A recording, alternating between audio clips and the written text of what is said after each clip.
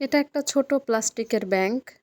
এটা ওই যে প্লাস্টিকে যারা হরেক মাল বিক্রি করে তাদের কাছে নিছিলাম। তো ওই ব্যাংকে টাকা রাখছিলাম। এখন সেটা ভর্তি হয়ে গেছে। আর টাকা রাখার জায়গা নাই সেখানে। তো আমি কোনো এক বিশেষ প্রয়োজনে ব্যাংকটা কাটবো।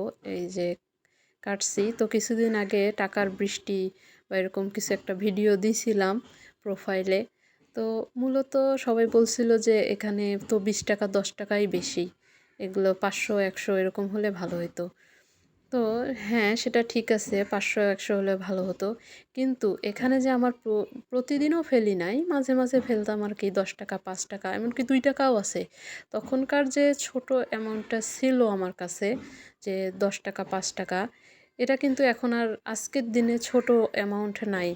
এটা কিন্তু জমাইতে, জমাইতে একটা বিশাল আকার হয়ে গেছে। তো কথা হলো যে বর্তমান তোমার কাছে ছোট অ্যামাউন্ট এটা কোনো কথা না। তুমি প্রতিদিন যা পাবা তাই রাখো। এটা একটা সঞ্চয়। এককালে এটা অনেক আকার ধারণ করবে।